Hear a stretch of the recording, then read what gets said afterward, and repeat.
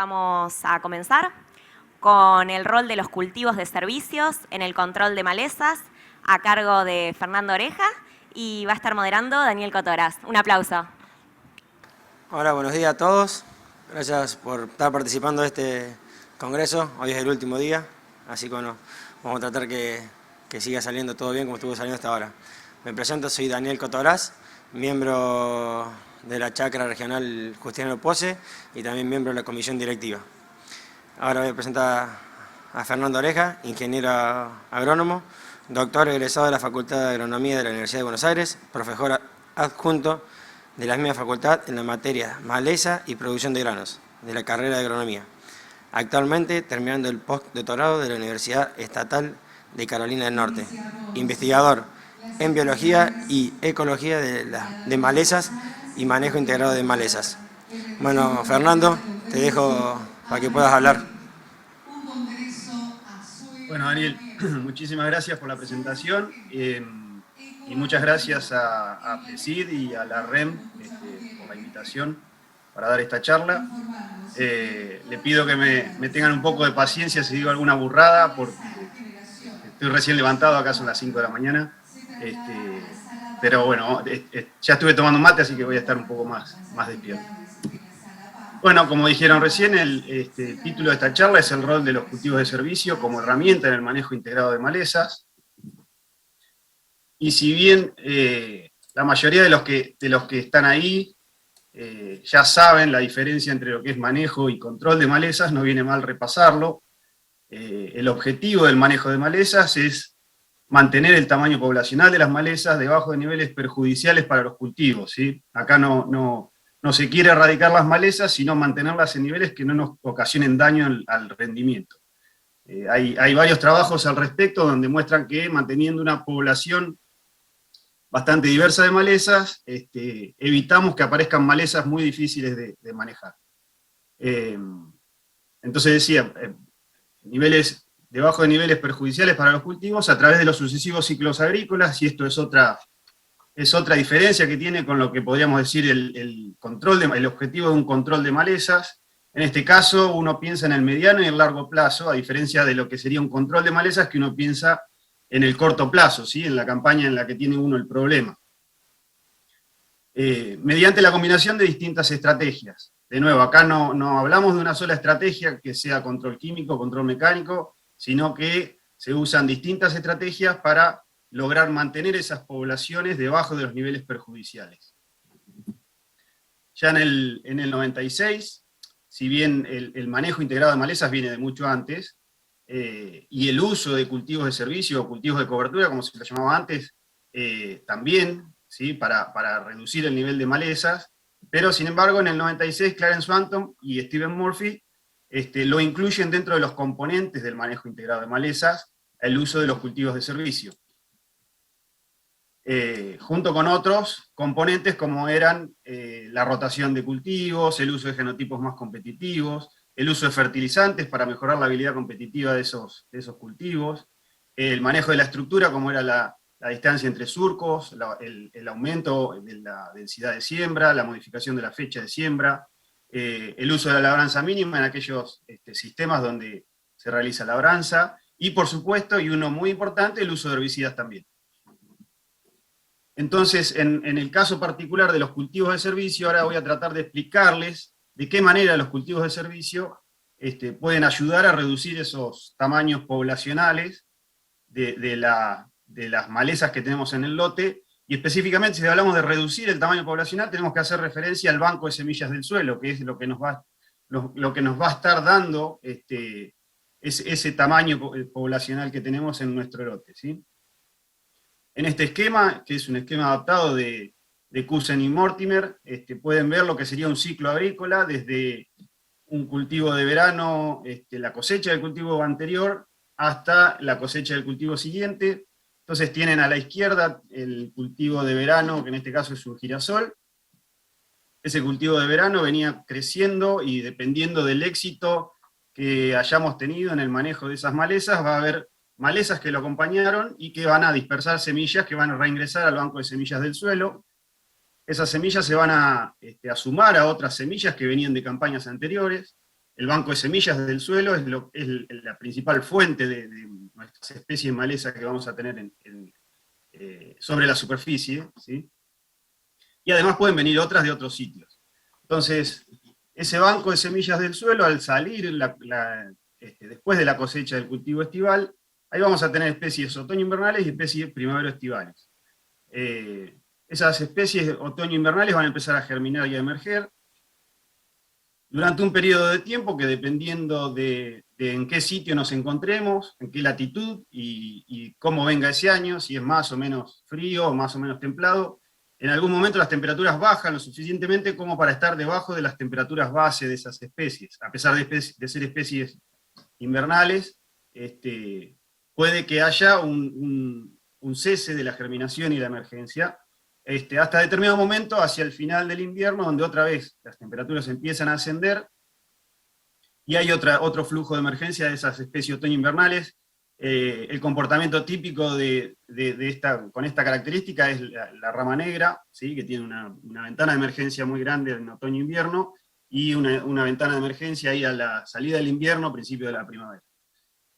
Después las temperaturas siguen ascendiendo, se ubican por encima de la temperatura máxima, ya esas especies ya no pueden germinar, pero empieza a ascender por encima de las temperaturas base de las especies primavero-estivales, y ahí vamos a tener emergencia de todo ese grupo de especies, ¿sí? Hasta determinado momento en el que van a acompañar la emergencia del cultivo y van a coexistir con el cultivo, y de nuevo, dependiendo del manejo que tengamos, vamos a poder determinar qué cantidad de especies vamos a tener. Entonces, al incluir un cultivo de servicio, uno está generando una cobertura verde en buena parte de todas esas ventanas de emergencia, tanto sea de las otoño-invernales como de las primavero-estivales. Las primavero-estivales, dependiendo en qué momento terminemos ese cultivo de servicio, va a estar el cultivo de servicio vivo todavía, o los residuos de ese cultivo de servicio. Entonces, ese cultivo de servicio vivo, ¿sí?, en pie, va a tener un efecto sobre las semillas que están en el banco de semillas del suelo, y de qué manera nos ayudan a que haya una menor cantidad de malezas emergidas. Por una parte, vamos a tener efectos no competitivos de ese cultivo de servicio, y esos efectos no competitivos, porque no hay competencia en estas situaciones, son una modificación de la calidad de luz debajo de ese canopeo, y a la vez una modificación de la temperatura. La modificación de la calidad de luz pasa por la luz visible, ¿sí?, la que llega a la luz del sol, es absorbida la luz roja y es transmitida la luz verde y la luz rojo lejana, ¿sí? Por eso nosotros vemos los cultivos verdes, porque transmiten, no absorben la verde, sino que la transmiten y la reflejan. Entonces, y la que no vemos es la rojo lejana, que también la reflejan, pero los que sí la detectan son las semillas que están en el banco de semillas del suelo, ¿sí?, a través de los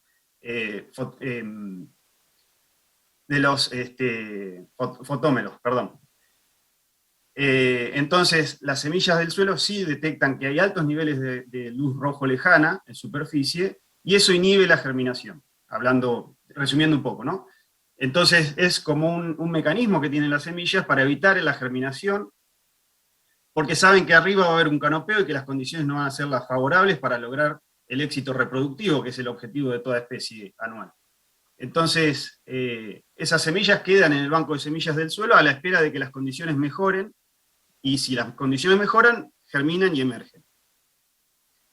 En el caso de los sistemas de siembra directa, lo bueno que tiene esto es que esas semillas quedan en superficie a la espera de que las condiciones mejoren, y quedan expuestas a ser depredadas por distintos depredadores, a ser atacadas por hongos, son expuestas a condiciones extremas de desecamiento y rehidratación. Todas esas cosas van a ir haciendo que se pierda la viabilidad, entonces vamos a ir perdiendo el número de semillas del banco de semillas del suelo.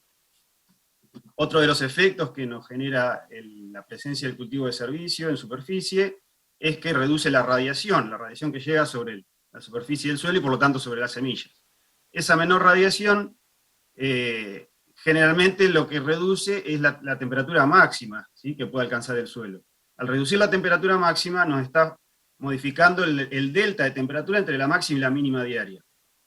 Y esa modificación en algunas especies, y lo mismo pasa con la calidad de luz, en algunas especies de malezas, va a generar una menor emergencia, una menor germinación y una menor emergencia, ¿sí?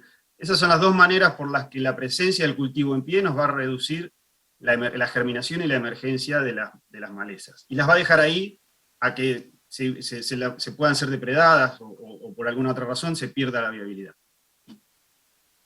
A la vez también hay cultivos que tienen alelopatía, que excretan sudados, ¿sí?, al suelo, y esos exudados, van a reducir o la germinación o el crecimiento de las plántulas. Una vez que uno termina el cultivo de servicio, me olvidaba, hay algunas que logran emerger, a pesar de todo, y como les decía recién, estas condiciones, estos requisitos que tienen las especies, no son los mismos para todas. Entonces hay algunas que van a lograr germinar y emerger, e incluso hay algunas de esas especies que sí tienen los requisitos que también van a lograr germinar y emerger, porque eso se da en grupos de semillas. Hay grupos de semillas que tienen más requisitos, incluso dentro de la misma especie, y hay otros que tienen menos. Entonces se habla de sensibilidad, ¿sí? Tienen distinta sensibilidad. Entonces hay algunas que van a lograr germinar y emerger de todas maneras, pero se van a encontrar con el cultivo en superficie. Entonces van a estar en desventaja competitiva, el cultivo creciendo, consumiendo recursos del suelo, sombreando, y todo eso va a hacer que la planta crezca mucho menos de lo que crecería si no estuviese el cultivo de servicio. Entonces, al momento de hacer o terminar el cultivo de servicio o hacer algún control posterior, esas plantas van a ser mucho más vulnerables porque van a ser mucho más chicas, ¿sí? Y en el caso que haya alguna que llegue a cumplir el periodo reproductivo, la cantidad de semillas que podrían estar produciendo va a ser mucho menor que la que producirían si no estuviese el cultivo de servicio. Entonces vamos a estar reduciendo el ingreso de semillas a nuestro banco de semillas del suelo, y por eso se habla de que esto es a mediano o largo plazo, porque por ahí el año siguiente uno va a encontrar plantas de esa especie, porque obviamente hubo reingreso de semillas al banco, pero la idea es que esto vaya bajando y sea cada vez menor. Una vez que se termina el cultivo de servicio, quedan los residuos y hacen un efecto parecido en cuanto a la temperatura, ¿sí? Parecido a lo que les expliqué recién. En cuanto a la calidad de luz, no, porque ya no hay esa absorción de la luz roja, ¿sí? Porque ya el cultivo está muerto. Y lo que sí hay es una barrera física. Esto depende mucho de la cantidad de biomasa que se genere, para eso se necesita tener un buen colchón de residuo. Y sobre todo esto es más importante, las especies dicotiledóneas por la forma de emerger que tienen, y en especies de semillas chiquitas, porque las semillas chiquitas germinan pero no tienen mucha reserva para crecer, entonces tratan de elongar y emerger por sobre esa barrera física, por sobre ese mulch que nos genera el residuo, y a veces no lo logran porque necesitan emerger los cotiledones para poder hacer fotosíntesis. A veces no lo logran y mueren por inanición. Entonces esas son las distintas maneras que un cultivo de servicio nos podría estar ayudando a reducir los niveles poblacionales de las malezas. Ahora les voy a comentar algunos ejemplos de esto que les dije recién. En la figura de la izquierda tienen la emergencia de plántulas de Amaranthus palmeri. Este es un trabajo que hicimos con Ramón León, acá en Carolina del Norte, y Steven Mirsky, un conocido ahí de la casa. Entonces les decía, tienen las plántulas de Amaranthus palmeri en dos condiciones, sin herbicida y con aplicación de S-metolaclor.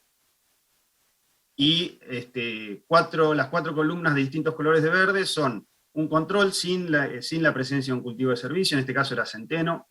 El color verde más clarito, el verde un poco más oscuro es el cultivo terminado en el momento de macollaje, y los otros dos es el mismo cultivo terminado el momento de elongación del tallo y el momento de estado de bota.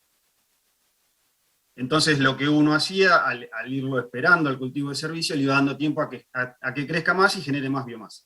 Entonces a medida que uno espera más ese cultivo de servicio, le va dando tiempo a que genere más biomasa, eso va reduciendo la emergencia de Amaranthus palmeri, que tiene requerimientos de temperaturas alternadas para germinar. Pero fíjense que cuando se aplicó el S-metolaclor le dio lo mismo, ¿sí? La presencia incluso del cultivo de servicio o no, la emergencia fue menor. Sin embargo, si comparan sin herbicida, en los dos momentos de terminación del cultivo de servicio, más tardes o más tardíos, no dieron diferencias significativas con la aplicación del S-metolaclor. En ese caso nos podríamos estar evitando esa aplicación de S-metolaclor. En la figura de abajo tienen algo parecido en el mismo experimento, pero para cebollín.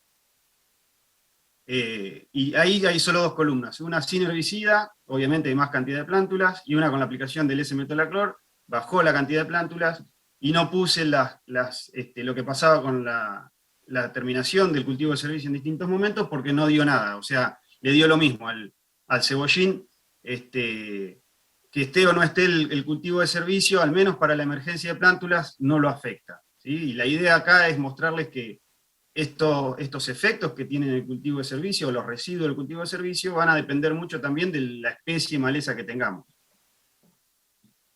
Acá en el gráfico de la derecha, es un trabajo que publicamos el año pasado. Tienen la emergencia de distintas especies de maleza, arriba tienen Coniza, al lado Raphanus sativus, abajo Amaranthus palmeri y Digitaria insularis. Estos son 2 años. Las columnas negras sin residuo en superficie, las columnas grises son con residuo en superficie. Y como pueden ver, con ISA, uno de los 2 años se redujo la emergencia. Con ISA, a diferencia de Amaranthus palmeri, no tiene requerimientos de temperatura alternada para germinar, pero tiene lo que se dice una respuesta fotoblástica positiva, esto es que necesita de luz para germinar. Entonces, en uno de los 2 años, el residuo logró reducir la emergencia. En el otro pareciera que como que hubo un poco menos, pero no llegó a ser distinto significativamente. En el caso de Raphanus, que lo tienen al lado, en uno de los 2 años ocurrió lo contrario, ¿sí? El residuo de superficie favoreció la germinación y la emergencia de esta especie, y ese año fue un poco más seco, entonces el residuo en superficie mantuvo un poco más la humedad, y sobre todo en semillas, en especies de maleza de semillas más grandes, esto es favorable. Entonces, con el residuo de superficie hubo un poco más de germinación y emergencia.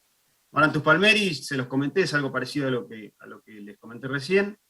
Y en Digitaria insularis, que también tiene requerimientos de temperaturas alternadas para germinar, si bien hay alguna como que germinó un poquito menos, pareciera, pero no, fíjense la variabilidad, sin residuos muy alta, entonces no da diferencias entre los dos. Probablemente esto haya sido porque, si bien había residuos en superficie, eso no logró reducir lo suficiente las temperaturas alternadas como para afectar la germinación de esta especie. Entonces, de nuevo, fíjense cómo dependiendo de la especie de maleza que tengamos, la que nos genere problemas, va a ser la respuesta a la presencia de esos cultivos en superficie. Y además de la presencia o no del cultivo, de los restos de cultivo en superficie, también es muy importante cuántos restos tenemos, ¿sí? En este trabajo de Chauhan pueden ver las plántulas emergidas en función de las semanas luego de la siembra de un cultivo de arroz. Y cada uno de los recuadritos esos es una especie de maleza distinta. Las líneas con los puntos negros es la emergencia sin el cultivo de servicio en superficie. Las líneas con los puntos claritos son con 3 toneladas de cultivo en superficie, y los triángulos invertidos con 6 toneladas de residuo en superficie. Entonces lo que se puede ver es que a medida que aumenta la cantidad de residuo que uno tiene en superficie, mayor es la reducción en la emergencia. De nuevo, acá hay variabilidad entre las distintas especies. Fíjense, acá Morning Glory, que es la enredadera anual, le dio lo mismo si había o no había residuos de un cultivo en superficie, si eran 6 toneladas o eran 3 toneladas, prácticamente no difirió de cuando no había cultivo en superficie. En cambio las otras, parece que sí. Hay algún efecto. Y la otra cosa que es muy importante es durante cuánto tiempo voy a tener ese cultivo de superficie, cuánto tiempo me va a estar generando esas condiciones para evitar la germinación y la emergencia de las especies. Entonces, cuanto mayor cantidad de residuos tengo, fíjense con las líneas de 6 toneladas en general, ese aumento de la emergencia en general es mucho más leve que cuando tengo 3 toneladas. Y esto es porque los residuos del cultivo se van degradando, y al irse degradando ya no generan ese efecto en el ambiente donde se encuentran las semillas, y esas semillas van germinando y emergiendo. además de la cantidad de residuos en superficie que me va a interesar a mí para saber durante cuánto tiempo voy a tener ese efecto en la germinación de emergencia, es muy importante qué tipo de residuo voy a tener, la calidad de ese residuo. En el gráfico de la derecha, este trabajo de Poffenbarger, pueden ver cómo la relación carbono-nitrógeno de la mezcla entre vicia y centeno, ¿sí? De izquierda a derecha van de mayor proporción de centeno puro en realidad 0 a 100, van agregando distintas proporciones de vicia en la mezcla, ¿sí? 20-80, 40-60, 60-40, 80-20 hasta la vicia pura. Entonces, a medida que aumenta la proporción de vicia en la mezcla, la relación carbono-nitrógeno disminuye. Esto puede ser muy favorable si nosotros tenemos la intención de que ese cultivo de servicio nos libere nutrientes para el cultivo posterior. Sin embargo, en términos de manejo de maleza, a nosotros nos interesa que el suelo esté lo más cubierto posible durante el mayor tiempo posible. Entonces, cuanto más vicia agregamos a nuestra mezcla, probablemente la degradación de esos residuos va a ser más rápida. Entonces vamos a tener un menor efecto en el tiempo de esos residuos en superficie. Entonces, de esta manera uno tiene que ir viendo y programando el cultivo de servicio que va a querer. ¿Sí? Si va a querer reducir la emergencia de especies primavero-estivales, entonces va a necesitar que ese cultivo, los residuos de ese cultivo de superficie me duren mucho tiempo. ¿Sí? Y por ahí compensar, si mi problema más grande son las malezas, bueno, puedo compensar esa inmovilización de nutrientes que va a hacer por tener una relación carbono-nitrógeno más alta, la puedo compensar con alguna fertilización, por ejemplo. Obviamente acá siempre hay que priorizar los problemas, ¿no? En este otro trabajo que hicimos el año pasado en la Facultad de Agronomía ahí de la UBA, acá a la izquierda pueden ver la emergencia de plántulas de Digitaria sanguinalis por metro cuadrado, en 3 situaciones distintas. Sin cultivo son los triángulos marrones, con la presencia de cultivo de trigo en este caso. A baja densidad son los cuadrados verde, un verde un poco más claro, a alta densidad los círculos de verde un poco más oscuro. En función del tiempo desde la siembra. Entonces, fíjense que con la presencia del cultivo, aún con un cultivo a baja densidad, se redujo la emergencia de las plántulas de Digitaria sanguinalis. Digitaria sanguinalis requiere mucha temperatura alternada para germinar, y hay una proporción de las semillas que también requiere, o que es inhibida la germinación por altos niveles de luz rojo lejano. Pero fíjense que en el que tiene baja densidad, en algún momento la germinación y la emergencia se disparó, y esto es porque el cultivo se empezó a entregar, se empezó a senecer, y eso permitió la entrada de la radiación al entresurco, que de nuevo se dieron las condiciones para que las semillas esas que estaban esperando a que ocurran condiciones mejores, lograron cumplir los requisitos de germinación, entonces germinaron y emergieron. Sin embargo, a pesar de haber una cantidad de plantas, de plántulas similares a cuando no estaba el cultivo, fíjense en el gráfico de abajo, el peso de esas plantas era mucho menor. ¿Sí? Y esto de nuevo tiene que ver con que cuando emergen, de todas maneras el cultivo, a pesar de que las condiciones para germinarse eran propicias para esa especie, igual competía con la especie. Entonces la cantidad de biomasa que produjeron las plantas, tanto a alta como a baja densidad, era mucho menor con respecto a las plantas que crecieron sin el cultivo. Y de nuevo, si yo tengo una planta mucho más chica, esa planta va a ser más vulnerable a los controles al momento de terminar ese cultivo, y si alguna logra llegar al estado reproductivo y producir semillas, esa cantidad de semilla va a ser mucho menor. En el gráfico de la derecha pueden ver la fecundidad de plantas de Digitaria sanguinalis en función de la biomasa aérea. Entonces ahí pueden ver cómo a medida que aumenta la biomasa, aumenta la producción de semillas por planta. Bueno, ahora les voy a comentar un poco, hasta ahí fue tratar de explicarles cómo era que el cultivo de servicio nos ayuda a nosotros a mantener esos niveles poblacionales o incluso a reducirlos. Ahora voy a comentar un poco algunos resultados de un ensayo de la red de cultivos de servicio que ya han estado hablando en otras charlas, así que no me voy a detener mucho en los detalles de la red, pero en este caso solo en lo que respecta a malezas, en particular, se hicieron en 6 sitios, que ahí tienen los lugares, 2 en Provincia de Buenos Aires, 2 en Córdoba, 1 en Santa Fe y 1 en Entre Ríos, y se evaluaron 4 situaciones de cultivo de servicio: un barbecho químico, una vicia pura, una gramínea pura, que dependiendo del sitio era centeno, avena o raigrás, y la mezcla de las dos, vicia y la gramínea, 50 y 50. A 2 momentos de secado, con una diferencia de 40 días más o menos entre ambos secados, y 2 momentos de medición. Uno fue antes de terminar el cultivo de servicio, y el otro fue previo al cierre del surco del cultivo sucesor. Volviendo al esquema que les mostraba hoy, fíjense arriba, esto es medido antes de terminar el cultivo de servicio.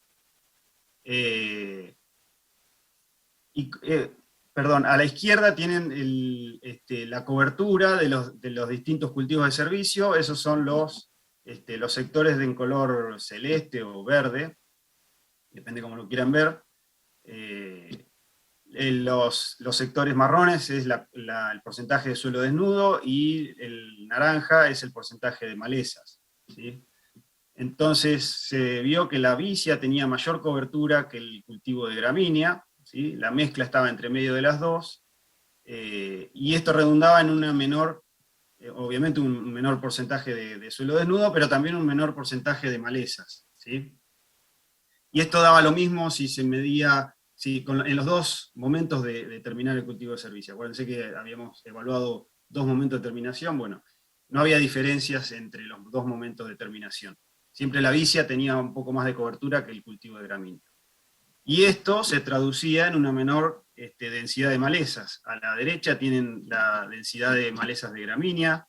Las primeras 4 columnas es para el primer secado, y ahí pueden ver que la vicia tuvo una menor densidad de malezas de gramínea que el barbecho químico, y las otras 2 mezclas, los otros 2 cultivos de servicio, la mezcla y la gramínea, estaban en valores intermedios. Sin embargo, por la alta dispersión del barbecho químico no difirieron significativamente de esos 2 tratamientos.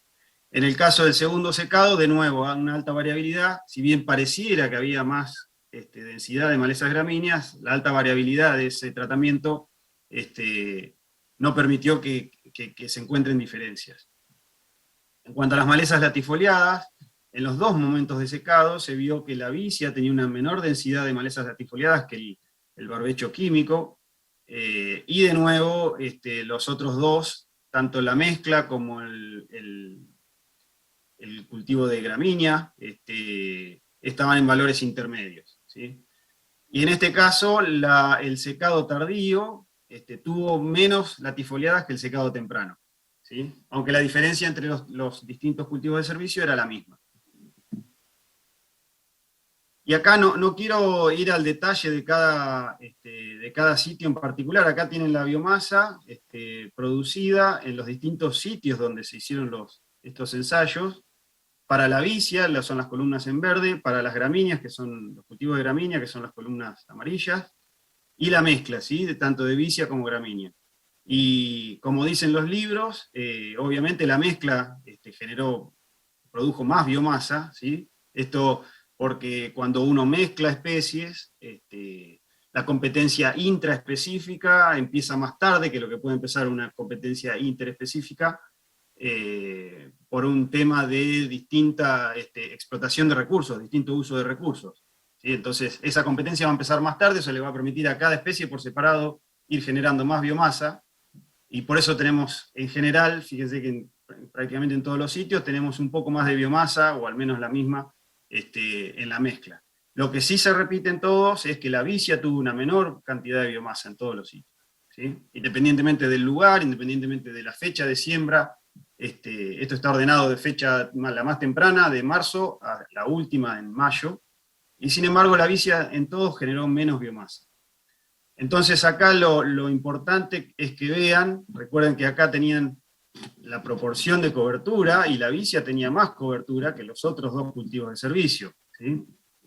Perdón que vuelva, pero era importante mostrarlo. Entonces, si bien es importante, es muy importante generar biomasa, ¿sí? Para modificar todas estas cosas del ambiente y que las semillas no germinen y que se logre la competencia con las especies germinadas, no solo es importante generar mucha biomasa, sino que además cómo distribuyo esa biomasa en el suelo, ¿sí? En este caso la vicia no hizo falta generar mucha biomasa como puede haber generado la mezcla o el cultivo de gramínea, pero sin embargo esa biomasa fue lo suficientemente distribuida homogéneamente en el suelo como para disminuir la densidad de malezas. En este otro caso es la medición en el segundo momento, que es, acá tienen de nuevo el esquema, en este momento cuando estaba previo al cierre del surco del cultivo sucesor. Acá los sectores azules es el porcentaje de cobertura del rastrojo del cultivo de servicio previo. De nuevo el naranja son las malezas, el marrón el suelo desnudo, y ese verde o celeste, como quieran verlo, es del cultivo sucesor, es el porcentaje de cobertura del cultivo sucesor. Y como pueden ver, no hubo diferencias, incluso con el barbecho químico del cultivo sucesor, no dio diferencias significativas. Obviamente en el barbecho químico hubo una mayor cantidad de suelo desnudo, y pareciera que había un poco más de cobertura de malezas, pero eso no fue significativo con los otros tratamientos.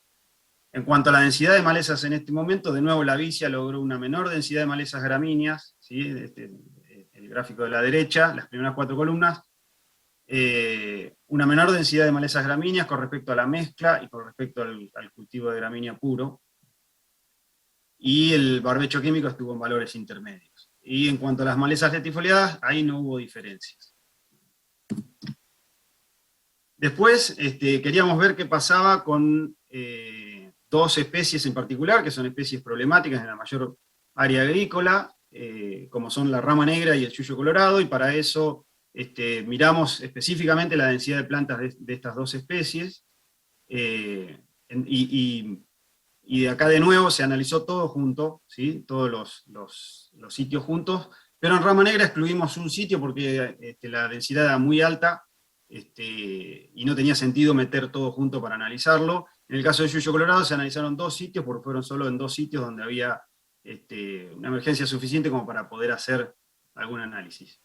Fíjense que la rama negra, los 3 cultivos de servicio lograron reducir los niveles de densidad de la maleza con respecto al barbecho químico. En cambio, con el yuyo colorado no hubo diferencia. Si bien pareció que había un poco más en el barbecho químico, eran muy pocas plantas, ahí no hubo diferencias. Y como les decía recién, uno de los sitios se había dejado aparte porque tenía mucha densidad de malezas, era Tandil, y se los muestro aparte porque me parece que vale la pena. Acá tienen la densidad de rama negra, arriba a la izquierda, la densidad de rama negra para los distintos tratamientos, y fíjense de nuevo, la vicia tuvo una menor densidad de rama negra, y la mezcla de vicia y gramínea estuvo entre medio de los dos. Y obviamente el barbecho tenía más rama negra, y el cultivo de gramínea tuvo al mismo nivel que el barbecho químico. ¿Sí? Si miran en el gráfico de abajo a la derecha, pueden ver las coberturas de esos tratamientos, y fíjense que el cultivo de gramínea tiene una menor cobertura, era casi el 50% que cubría el suelo. Ahí tienen la foto para que puedan ver la diferencia que había, tanto con la vicia como la mezcla de vicia y gramíneas. Fíjense que el entresurco todavía se puede ver el suelo ahí, ¿sí? Arriba a la derecha tienen la foto del momento ese en el que se hizo el relevamiento, y pueden ver la cantidad de plantas de rama negra que había ahí abajo. Entonces, de nuevo, en este inset chiquito acá,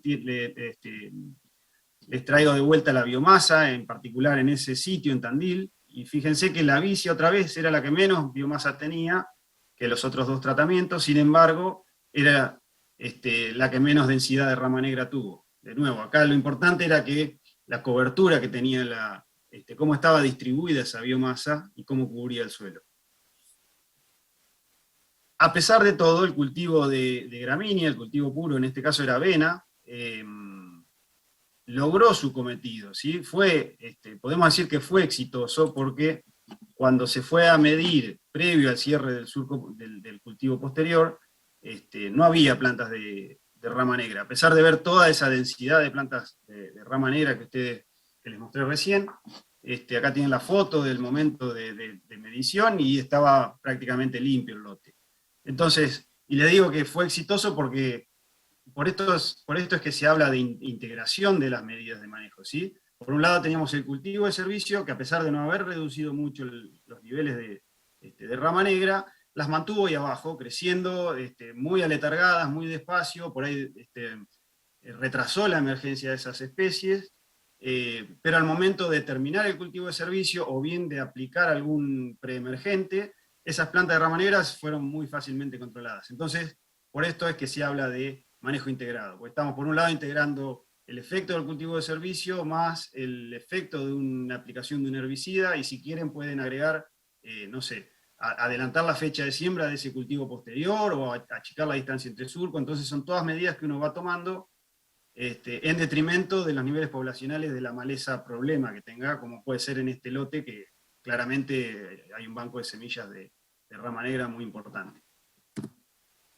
Bueno, entonces las conclusiones que podemos sacar de este trabajo es que la cobertura de los cultivos de servicio no cambió con las distintas fechas de secado, esos valores fueron muy similares, ni la cobertura del cultivo de servicio vivo ni los residuos, ninguna de las dos cosas.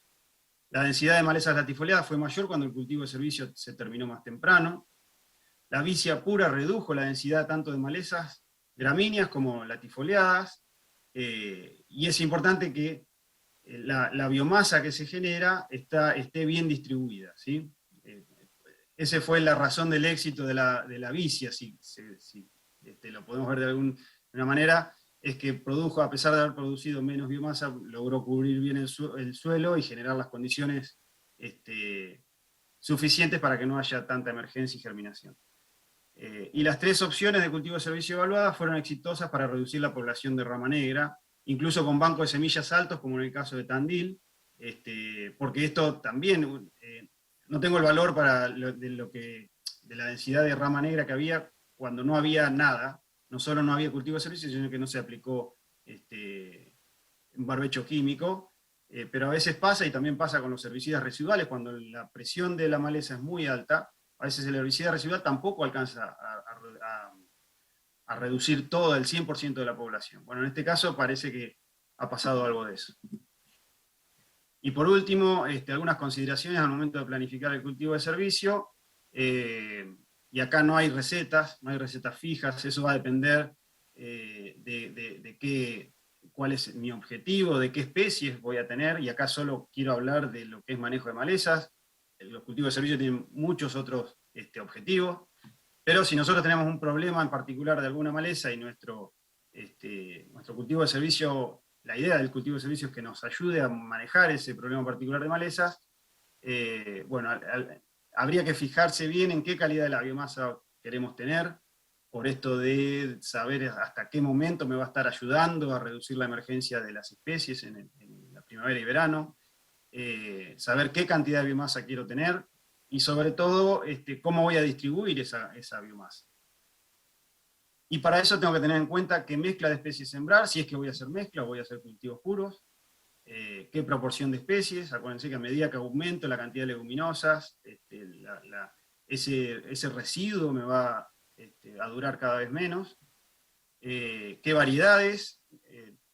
Hay variedades, y por ejemplo, hablando de alelopatía, hay variedades que tienen mayor efecto alelopático que otro, y hay incluso, por ejemplo, en centeno, hay variedades que tienen mayor efecto que otras, ¿sí? Dentro de la misma especie. Centeno se caracteriza por tener mucha alelopatía, pero hay variabilidad entre las especies, entre las variedades, perdón. ¿En qué momento sembrar? Por ahí esto no sería una receta, esto sí sería algo fijo, y la receta sería cuanto antes mejor. ¿Por qué? Porque uno siembra antes, con temperaturas un poco más altas, eso le permite un mejor establecimiento al cultivo de servicio, crecer más antes de que las temperaturas bajen lo suficientemente para que no haya tanto crecimiento, y eso me va a ayudar a un mejor establecimiento y una mayor producción de biomasa. a qué densidad y sobre todo a qué distancia entre surcos. La distancia entre surcos nos va a permitir manejar la cobertura también. ¿En qué momento lo vamos a terminar? Eso nos determina la cantidad de biomasa, pero también la calidad. No es lo mismo si vamos a terminar, por ejemplo, una gramínea en estado reproductivo o una gramínea en estado vegetativo. La calidad de la biomasa va a ser otra y la duración de esa biomasa en el tiempo también. El uso de fertilizantes o inoculantes con las leguminosas. Sobre todo, por ejemplo, si queremos tener un rápido crecimiento de la biomasa al inicio, porque nuestro objetivo es, con las especies otoño-invernales, es mejor poner algún fertilizante arrancador, o si queremos después aplicar algún fertilizante posterior para que cuando suban las temperaturas en primavera aproveche esa suba de temperaturas y aproveche los fertilizantes para tener una buena producción de biomasa. Siembra al voleo sembradora, en general siempre es mejor la sembradora, hace un mucho mejor contacto con el suelo, eso nos asegura tener una emergencia rápida, que no haya pérdidas de plantas, y obviamente nos asegura un canopeo más rápido y más homogéneo. Sin embargo, a veces la siembra al voleo nos ayuda porque nos permite sembrar antes de la cosecha del cultivo de verano anterior. Y obviamente, y esto aplica para cualquier cultivo, no solo cultivo de servicio, sino también cultivos de grano, sembrar con el suelo libre de malezas. Bueno, muchas gracias. Eso es todo. No sé cómo anduve con el tiempo. Bueno, Fernando, con el tiempo venimos bastante bien. Hay muy buena la disertación y bueno, hay un par de preguntas que son del público. Si las podéis ir respondiendo, yo te las voy nombrando. Dale. La primera es si tenés alguna experiencia en el manejo de pasto cubano con cultivo de servicio. En el norte es un problema grave desde hace unas campañas. No, la verdad que pasto cubano no conozco, pero bueno, voy a tratar de interiorizarme un poco más. Bueno, ahí vamos con la otra que dice, ¿midieron en los servicios en los sistemas de cultivo de servicio la biodiversidad y la riqueza que hay insectos benéficos y plagas? Por lo menos en esta parte en la que yo estuve participando, no, porque nos enfocamos más en malezas. Habría que preguntar a la gente que está encargada de la red de cultivos de servicios si eso lo han medido. La verdad es que no lo sabría decir. Sería interesante, sería muy interesante, pero no lo sé. Bueno, acá hay otra que dice, si el cultivo de servicio te evita 2/3 en cantidad de malezas y el otro tercio aún requiere un control químico, entonces ¿no deberíamos esperar un ahorro en aplicaciones? Sí, claro. A ver, esto es son los cultivos de servicios tienen que ver con una visión de mediano y largo plazo, ¿sí? En el caso en el que yo les comenté, por ejemplo, de ese sitio de ahí de Tandil, en particular, que tenía mucha densidad de malezas, no sé bien por qué desaparecieron esas malezas, si fue al terminar el cultivo de servicio o las aplicaciones de los preemergentes de ese cultivo sucesor. Pero esto lo podemos tomar como que fue el primer año, ¿sí?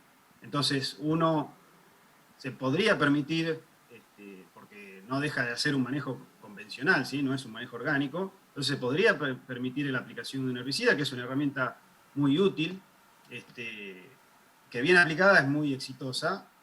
Entonces, si uno quisiera ir reduciendo la aplicación de herbicidas, la tendencia sería que los niveles poblacionales de ese lote en particular, por ejemplo, se vayan reduciendo, ¿sí? Porque no tengo reingreso de semillas de mi mismo lote. En general, el banco de semillas se alimenta de la retroalimentación, ¿sí? De las mismas semillas que produjo en el lote, que se produjeron en el lote. Entonces, si yo no tengo plantas que me van a generar una nueva introducción de semillas a ese banco de semillas, en el próximo año a lo mejor no voy a necesitar de la aplicación esa, ¿sí? Por eso la idea es que se vea a mediano y largo plazo. Bueno, Aquí hay una que es medio larga, voy a ver cómo te la puedo reducir. En el caso del centeno, el efecto supresivo de las malezas que ejerce es debido a sustancias alveolopáticas. ¿O bajo qué mecanismo actúa? Si es por exudado de las plantas o metabolismo excretado por los microorganismos. ¿Exudado de plantas o? O metabolitos excretados por microorganismos de la planta, asociados a dicha planta. Claro. No, según tengo entendido, es por exudados de la planta.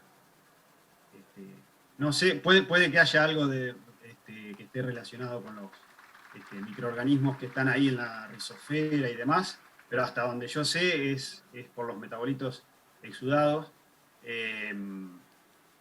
Acá en Carolina del Norte yo ayudaba con unos experimentos, había un breeder que estaba trabajando con nosotros, y él estaba seleccionando variedades de centeno con mayor efecto alelopático. Y en general la alelopatía tenía sus detractores porque la alelopatía se la veía linda en el laboratorio, uno probaba en el laboratorio y tenía éxito, ¿sí? Sacaba los extractos de las plantas y los ponía en una caja de Petri y se veía que disminuía la germinación de especies y demás. Y después cuando se lo llevaba al campo,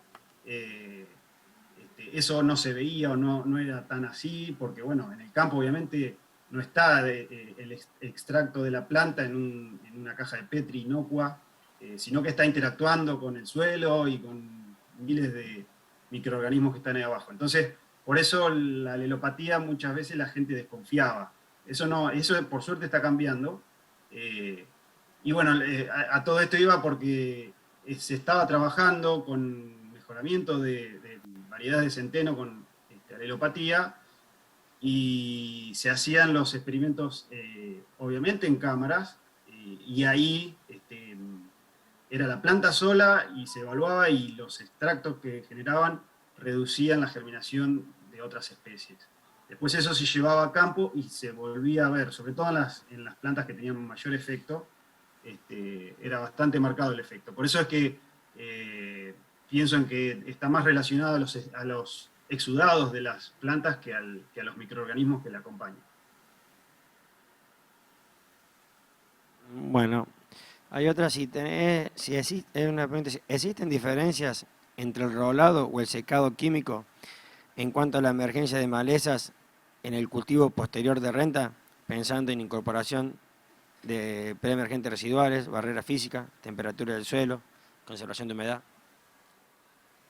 Sí, hay diferencias porque cuando uno hace el secado, no voltea la planta, ¿sí? Cuando uno hace el secado químico, perdón. Cuando hace el rolado, esa planta es volteada, y como que el mulch que se hace, de los residuos, tienen, si se quiere, un mayor efecto, ¿sí? Modificando las condiciones del ambiente ahí donde se encuentra la semilla. Entonces uno esperaría que con el rolado el efecto sea mayor sobre la germinación de las plantas.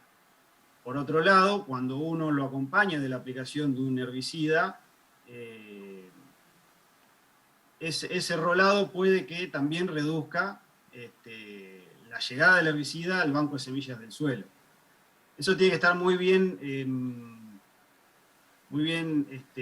programado, y si uno, por lo menos en mi experiencia, si uno logra hacer las aplicaciones de esos emergentes o preemergentes residuales previo a una lluvia de al menos 15-20 milímetros, no hay problema. En general los preemergentes pueden pasar los residuos y logran tener un buen control de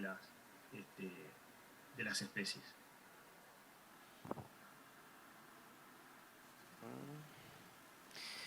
Otra pregunta es si tenés alguna experiencia en el control de comelina y lecherón.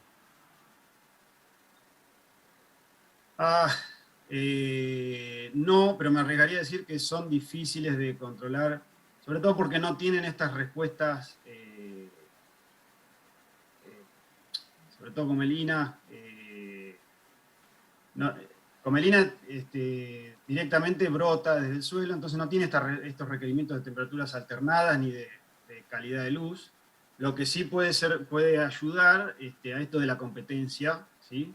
Porque la brotación va a ocurrir igual.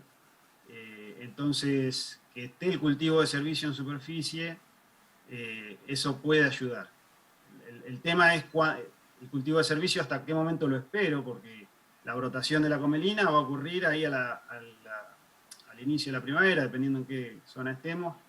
Entonces, ¿cuánto tiempo voy a dejar el cultivo en superficie para que cuando me emerja la comelina le ejerza alguna competencia? Bueno, eso va a ser un tema a decidir en el momento y de acuerdo al objetivo de mi cultivo de servicio, pero podría ayudar, ¿no? No digo que no, pero es más complicado que con las especies que les mostré recién. Bueno, Fernando, quedan un montón de preguntas, pero estamos ya en tiempo cumplido y hay que desalojar la sala para la próxima reunión. Así que bueno, te agradezco tu predisposición. Sé que allá estabas en la madrugada vos, así que bueno, Sí. gracias por tu predisposición, por prestarte y bueno, te invito a todos los que están en la sala que sigan participando de las próximas reuniones que quedan varias y son muy importantes y enriquecedoras todas. Bueno, muchas gracias Fernando y gracias a todos. Gracias, Daniel.